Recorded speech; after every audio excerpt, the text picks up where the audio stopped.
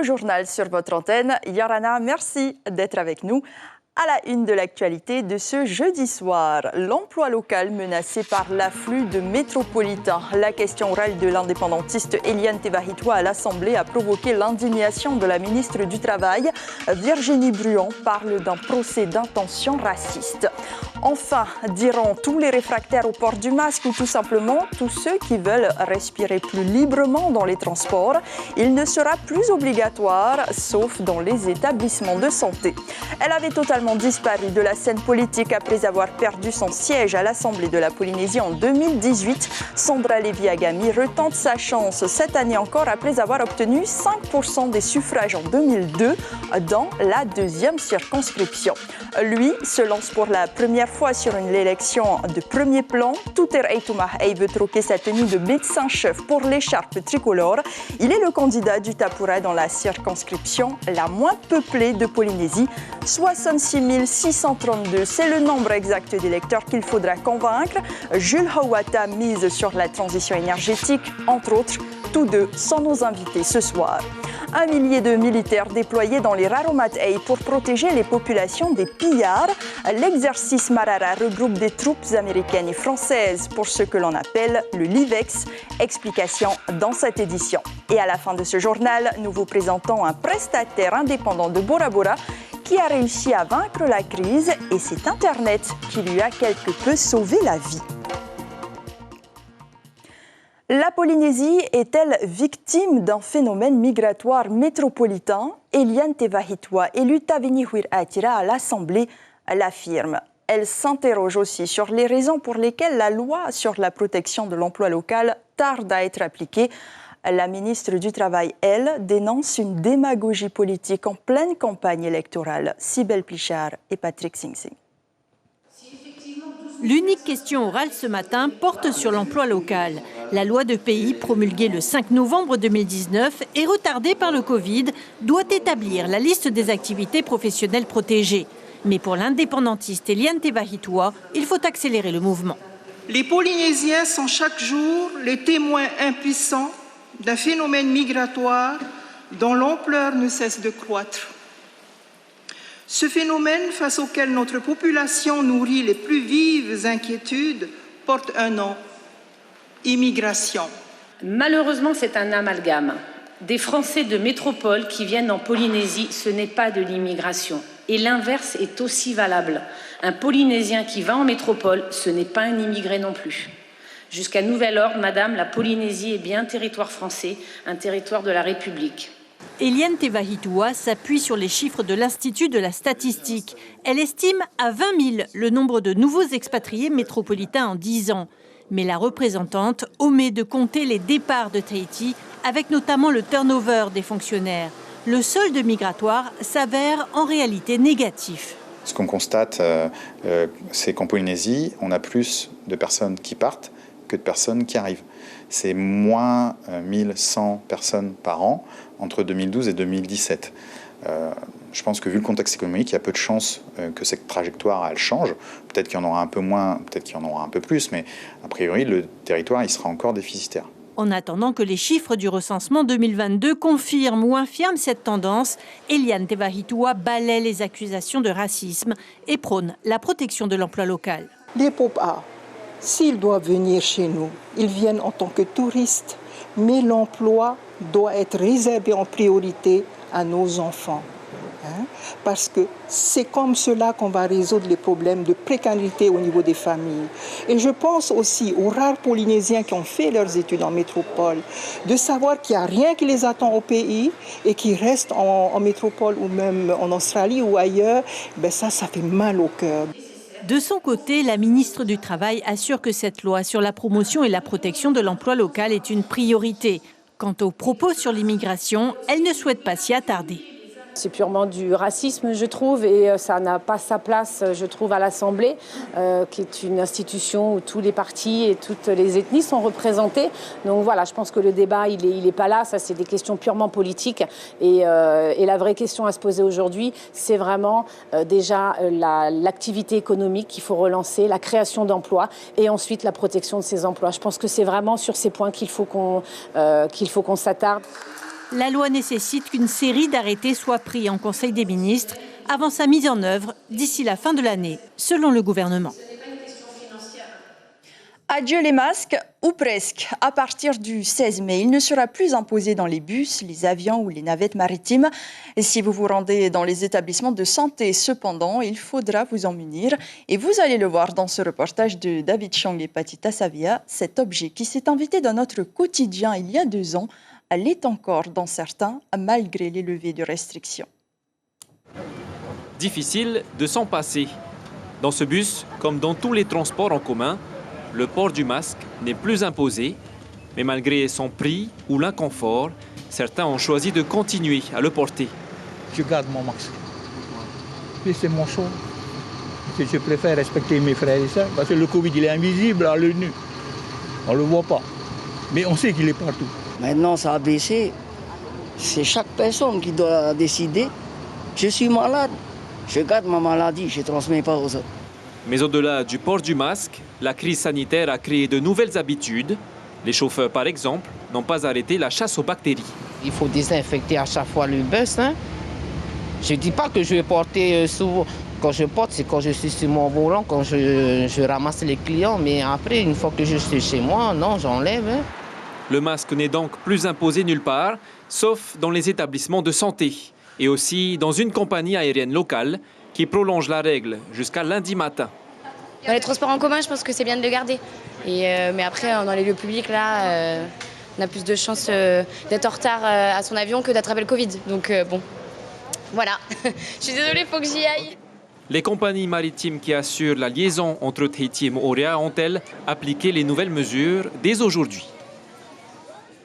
Un jour, cette date du 17 mai sera dans l'histoire de notre pays. Dixit Oscar Temaru, une date symbolique pour le Tavenyihwir Atira, puisqu'en 2013, l'ONU décide de réinscrire la Polynésie sur la liste des pays à décoloniser. Elle sera donc commémorée cette année encore. Le leader indépendantiste qui interpelle aussi le comité organisateur du Blue Climate Summit sur ce qu'il appelle la guerre des profondeurs. Selon lui, sans cette réinscription, la France aurait un boulevard pour décider ce qu'elle veut. Il l'a dit à Jacques Damour.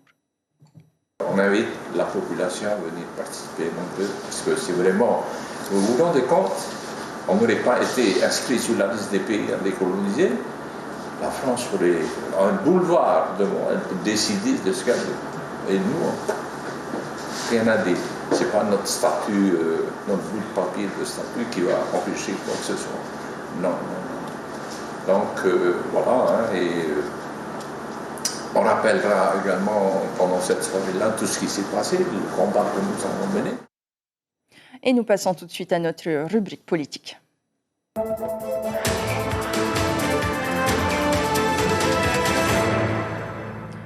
Si j'étais députée de Polynésie, je favoriserais la mobilité, augmenterais le pouvoir d'achat des ménages. Ce sont quelques témoignages recueillis par Kaline Yenar et Sandroli.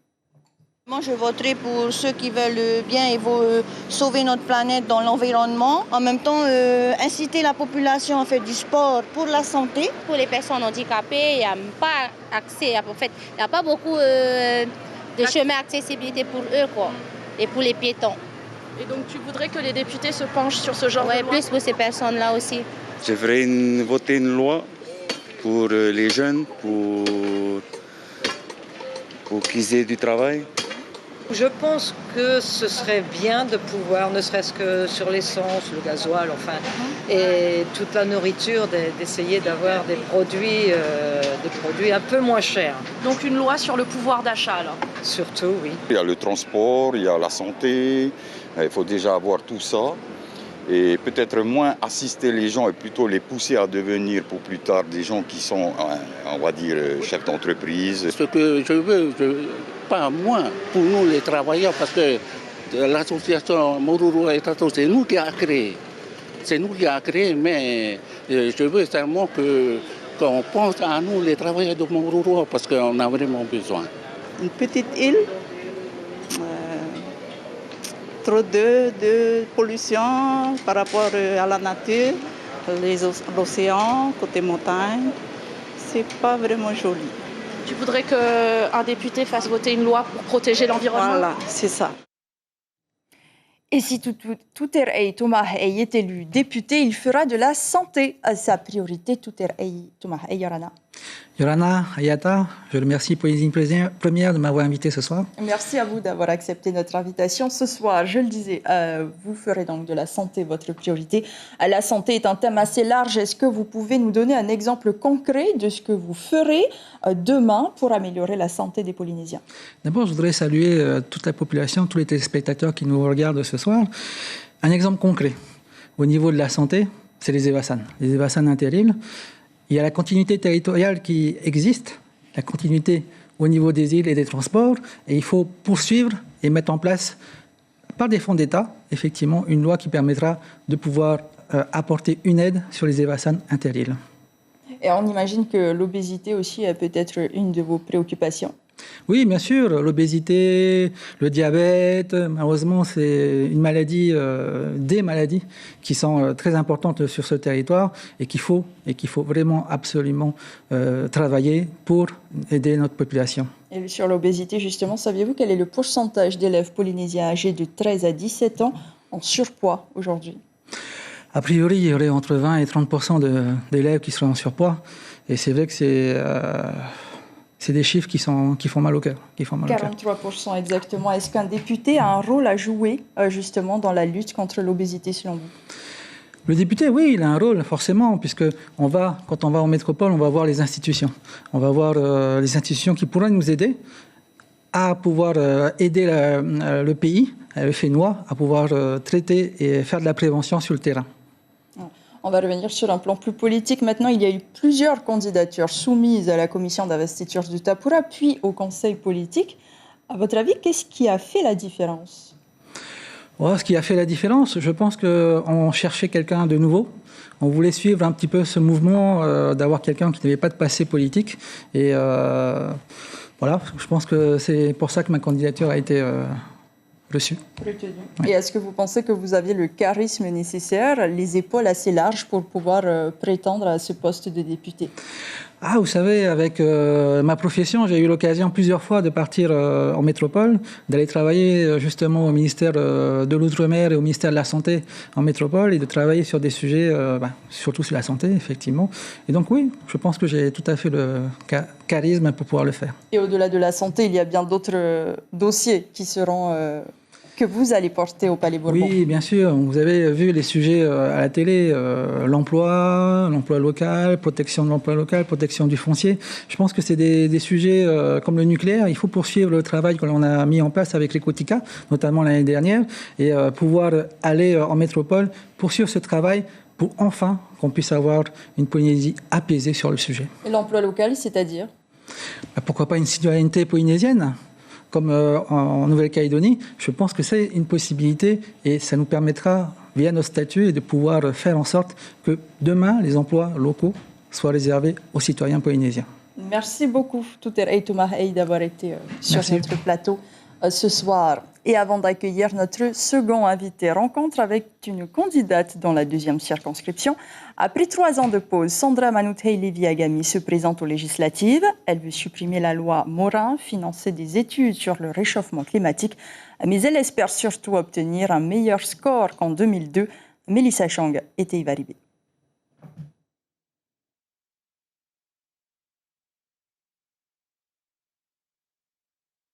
Nous reviendrons peut-être sur ce reportage un peu plus tard. Donc, je vous indiquais que nous allons rencontrer une candidate qui se présente dans la deuxième circonscription, Sandra Manouthei Leviagami. Donc, après 3 ans de pause, elle se présente aux législatives. Elle veut supprimer la loi Morin, financer des études sur le réchauffement climatique, mais elle espère surtout obtenir un meilleur score qu'en 2002. Mélissa Chang et Teiva Ribé. Et nous avons visiblement un souci technique. Nous allons poursuivre cette édition. Et donc, je vous rappelle que 8 personnes prétendent au titre dans cette division électorale. Sandra Manouthei Leviagami, Tati Salmon, Jonathan Tariha, Charles Adjé, Steve Chayou, Tepuaraur Iter Itei, Pamela Otsenasek et enfin Nicole Sanker. Et donc, il est candidat des écologistes dans la 3e circonscription. Jules Hawata Yorana. Et Yorana. Merci d'être avec nous ce soir. Je le disais, vous souhaitez développer la recherche, l'industrialisation et la commercialisation de l'énergie thermique des mers.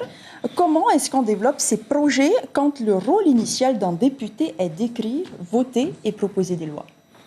D'abord, je voudrais souhaiter le bonsoir à tout le monde, à ceux qui m'écoutent. Voilà. Je vais te répondre assez brièvement parce qu'on peut faire quelque chose en étant élu au Sénat, c'est-à-dire l'intervention d'orienter des lois qui vont soutenir justement ces projets à long terme. Ça sera mon rôle si je suis élu. Et donc à l'Assemblée nationale? À l'Assemblée nationale, oui. Les lois que j'irai porter, ce sera des lois qui seraient orientées vers l'écologie et la transition écologique. Et donc, vous n'avez pas répondu vraiment à ma question. Donc, comment est-ce qu'on développe ces projets quand le rôle initial? C'est-à-dire que vous allez proposer des projets de loi à l'Assemblée nationale? Oui, exactement. Des projets de loi qui viendraient soutenir ce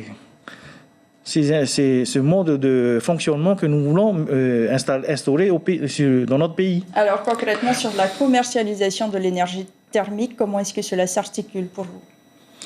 D'abord, il faut déjà préparer, étudier comment instaurer ce programme dans le pays, c'est-à-dire le développement de l'énergie thermique des mers. Trouver comment financer et faire une école qu'on puisse étudier et pouvoir parfaire le système qui sera installé dans le pays. Aujourd'hui, saviez-vous combien de tonnes de CO2 un Polynésien émet en moyenne par an?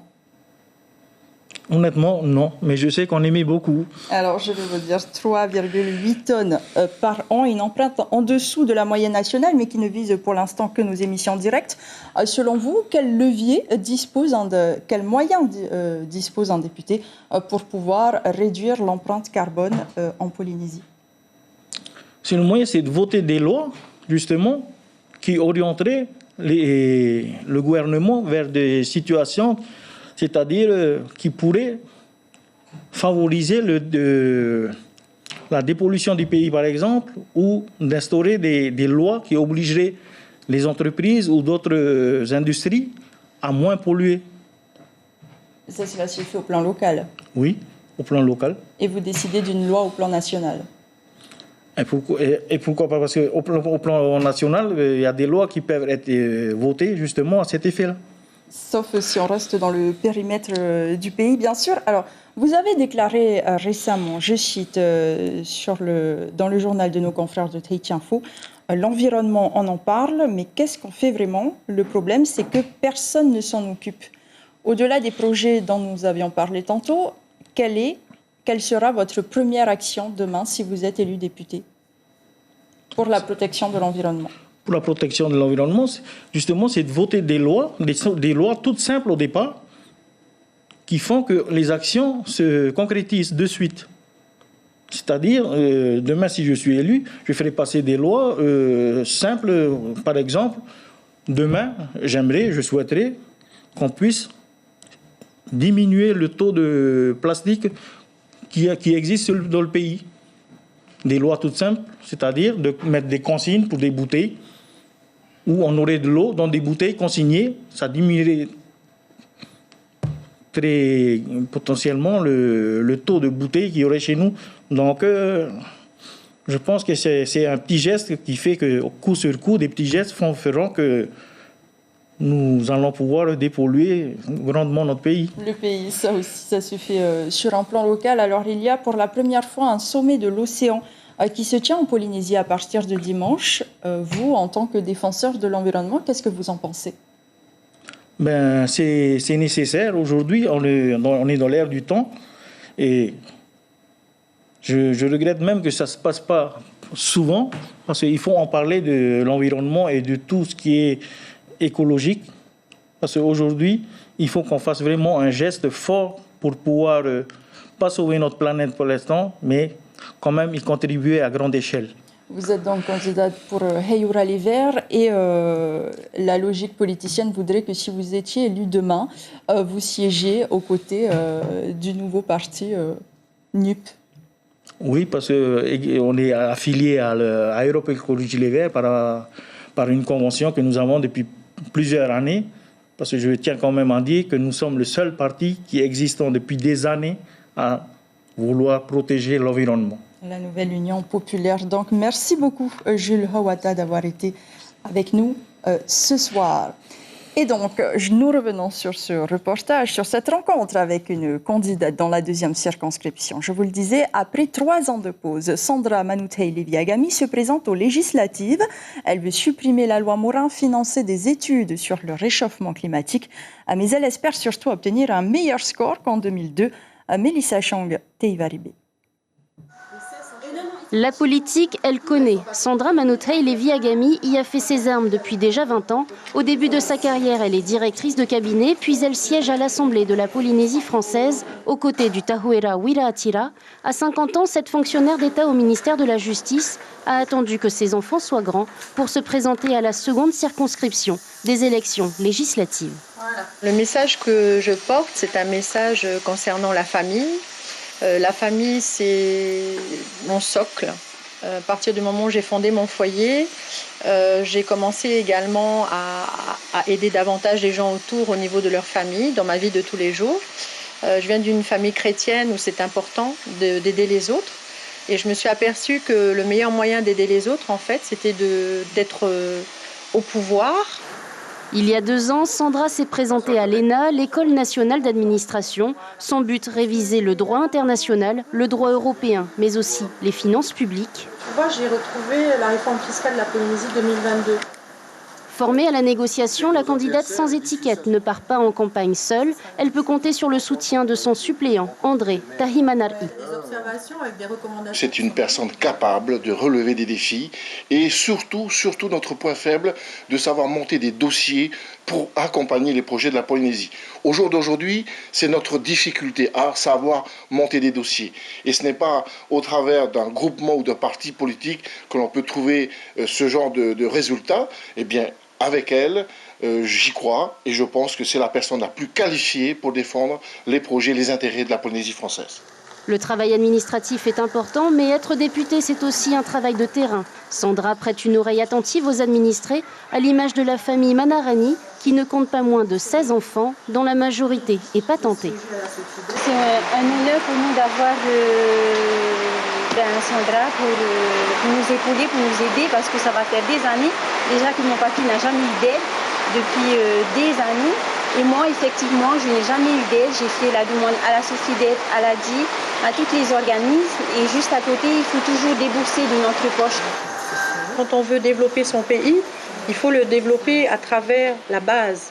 Et la base, c'est les petits porteurs de projets, c'est les petits patentés qui sont au fond des vallées, qui sont au bord de mer, qui n'ont pas une grande enseigne, mais qui sont là et qui travaillent dur pour nourrir leur famille.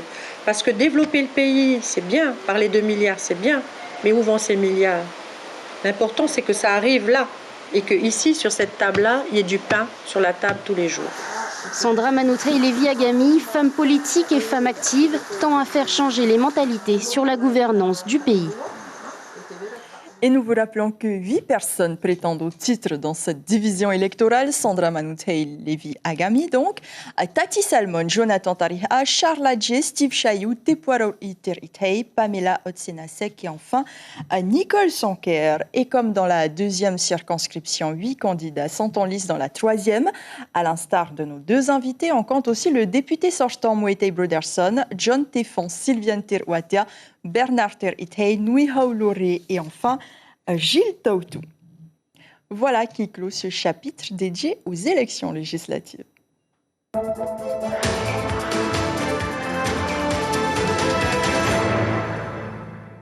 14. C'est la 14e fois que la ville de Haroué remporte la Tortue d'Or, un trophée qui récompense les communes les plus impliquées dans le recyclage des déchets. Là-bas, 79% des déchets ont été récupérés dans les bacs verts et les bornes à verre. Poun Aouya et Mahina s'octroient respectivement la seconde et la troisième place. Pour cette 17e édition, 12 communes ont participé.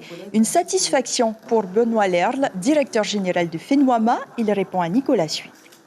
C'est bon pour nous parce que quand on cumule tout ce que vous mettez, les habitants, dans le bac vert, ce que vous mettez dans les bornes à verre, ce que les entreprises nous amènent aussi comme des déchets bac vert, ça représente 18% des déchets qui vont à l'enfouissement. Si nous n'avions pas trié, on aurait 18 à 20% de déchets supplémentaires dans l'enfouissement et donc une durée de vie du CET moindre. Ce n'est pas le cas, ça va dans le bon sens.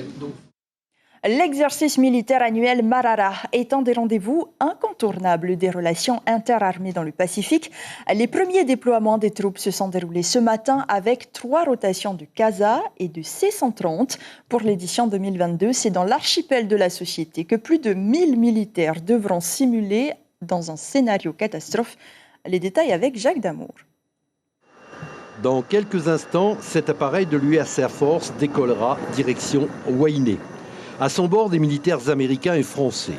Mais avant le décollage, un rituel s'impose, car c'est ainsi que cela se passe chez les aviateurs américains, un ultime bisou à la carlingue. La mission du C-130, c'est d'aller projeter les forces sur l'île de Wainé, et qui sera complétée par 2 vols CASA français qui effectueront la même mission. Soit une montée en puissance de l'exercice Marara, entendez par là une opération grandeur nature d'aide et d'assistance à une population frappée par un cyclone. Pour cette première édition internationale, 12 pays de la région Pacifique sont présents. Travailler avec des Américains n'est pas un fait nouveau, bien entendu, l'histoire l'a montré. Mais chaque exercice a ses spécificités et il est essentiel à chaque fois de s'entraîner. Et nous sommes là justement pour renforcer cette interactivité, cette coordination entre nos moyens, mieux nous connaître et être efficaces. C'est le CASA du détachement Air 190 qui a ouvert le balai aérien entre Tahiti et Wainé. La première compagnie du RIMAP, essentiellement composée de réservistes, est la première à avoir été déployée vers l'île secrète. On a un membre d'équipage du C-130 américain qui vient avec nous aujourd'hui. Et nous, à chaque vol du C-130 américain, notamment à Wainé où la française se fait uniquement en radio, il y aura un pilote français, donc de mon escadron, le T-82 ou de la 25F, qui va participer à l'intérieur du cockpit du C-130 US pour faire la radio notamment. Des vols planifiés par le maillon intermédiaire entre les états-majors du Taoné et les unités aériennes engagées dans l'exercice. Une reconnaissance aérienne a été effectuée dès hier. Celle-ci confirme que la piste d'atterrissage de Wainé est bien opérationnelle. Le Heiva des écoles 2022 est baptisé Taupitian 1. 35 établissements vous donnent rendez-vous au Grand Théâtre et sur la scène de Toata du 2 au 11 juin. 5 écoles ont en effet choisi de vivre un moment unique comme les plus grands en dansant sur la mythique scène de Tahiti sous l'égide du ministère de la Culture. Cette rencontre culturelle permet au public de découvrir et d'apprécier le fruit d'un an de travail. Heremoanam Am Atwayahuta nous en dit plus au micro de Sandroli. Beaucoup d'écoles ont souffert pendant cette période de la Covid. On a essayé de relancer l'activité l'année dernière au travers de l'organisation d'un festival. On a accueilli aussi les écoles, mais on est quand même content de constater qu'il y a 35 écoles qui vont participer cette année. On pensait qu'il y en aurait moins, mais c'est une bonne chose. Cependant, les écoles de danse notamment nous disent qu'ils ont aussi du mal à récupérer leurs élèves, les effectifs qu'ils avaient avant la crise Covid. C'est un renouement avec mes origines. Je danse grâce à ma grand-mère et c'est un hommage que je lui rends. Donc effectivement, ce Heiva aura une importance particulière. Ce sera mes premiers pas en tant que directrice. Et en hommage à celle qui m'a donné cet amour pour la culture. Et vous avez choisi quel thème? Alors cette année, on a choisi le thème de la femme, plutôt de la vahinée, Donc on va montrer la varinée sous toutes ses formes, sous tous ses âges, sous toutes ses couleurs, avec toutes ses sensibilités. Le Salon des Arts de la Maison vous propose un nouveau regard sur l'artisanat traditionnel, une exposition où les matières naturelles retrouvent toute leur noblesse. Définitivement dans l'air du temps, elle s'invite dans votre lieu de vie pour la rendre plus saine et plus chaleureuse. Mérénie Gomblin, Patrick Sing Sing.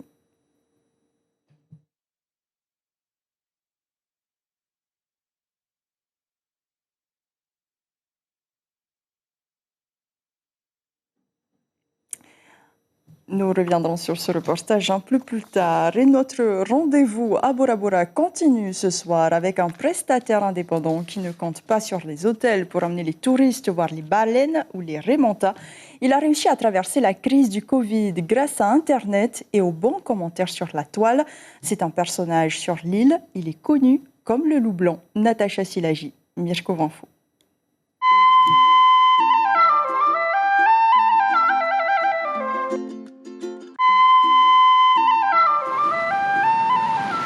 Voici le petit bijou de Simon, un bateau de 28 pieds, 13 millions de francs Pacifique et 12 places assises. Il a réussi à faire face à la crise Covid tout seul et vend son activité découverte du lagon sur la toile en indépendant. Je travaille avec Internet, donc j'ai des raisins en direct. Je suis moins cher du coup que dans les hôtels parce qu'ils prennent 30%, il faut se l'avouer, il ne faut pas dire le contraire. Et tous ceux qui ont mis leurs œufs justement dans les hôtels, ils n'étaient pas tous pleins. Simon récupère les touristes dans les hôtels et sur le quai de Vaïtapé chaque jour. Il est rodé. Enchanté Simon.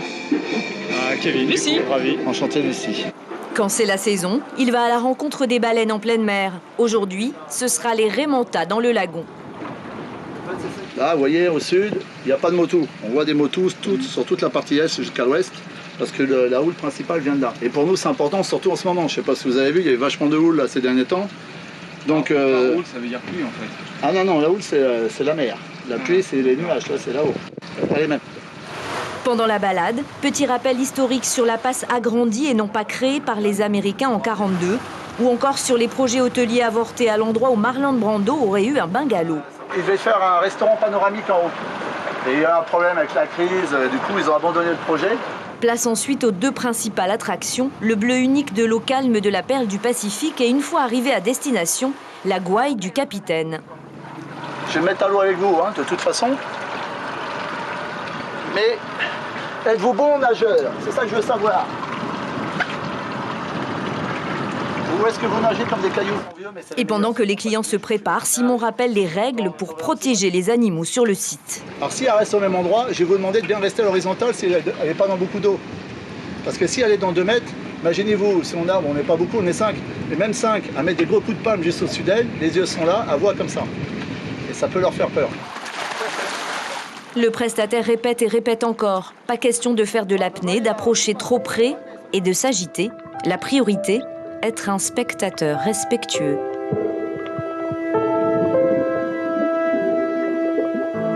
Là, on a vu 6 montants ensemble. On a à peu près 7 ou 8 différentes. Un requin pointe noire, une tortue, qui demande de peuple. Ça va? Ça vous a plu? C'était génial. On a vu plein de remontas. Et la dernière avait une gueule bienveillante, avec plein de poissons pilotes qui rentraient dedans, peut-être pas pilotes d'ailleurs. Je suis très contente. Et voilà, du coup c'est très beau. On a vu aussi un requin, une tortue. Simon l'autodidacte, ex-caméraman sous-marin, il s'est lancé dans l'aventure du tourisme et compte depuis 8 ans parmi les acteurs incontournables du secteur. C'est la fin de ce journal. Nous retiendrons cette information pour ce jeudi soir. L'emploi local menacé par l'afflux de métropolitains. La question orale de l'indépendantiste Eliane Tebahitoa à l'Assemblée a provoqué l'indignation de la ministre du Travail. Virginie Bruon parle d'un procès d'intention raciste. Elle assure que la loi sur la promotion et la protection de l'emploi local est un objectif prioritaire fixé par le président. Un calendrier sur sa mise en œuvre a été acté.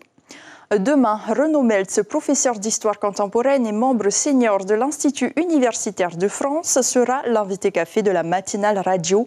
Il sera question, vous l'aurez compris, du colloque sur le nucléaire qui se tient à l'université depuis mercredi. Et Tahiti Info titre également sur cette passe d'armes sur l'emploi local qui a eu lieu ce matin à l'Assemblée. Pa'awaura vous fait découvrir de nouvelles familles polynésiennes ce soir, puis vous pourrez apprécier de nouveaux épisodes de la série The Good Doctor. Je cède ma place à Stéphane Ratino qui vous accompagnera ce week-end. Merci pour votre fidélité. Prenez soin de vous. Bonne fin de semaine et à lundi.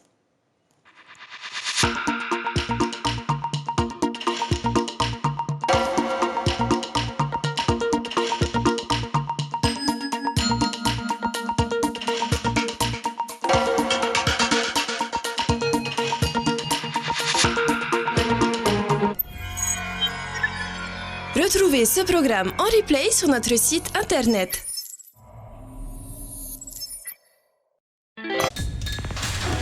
L'information en continu sur Polynésie la première, internet et réseaux sociaux.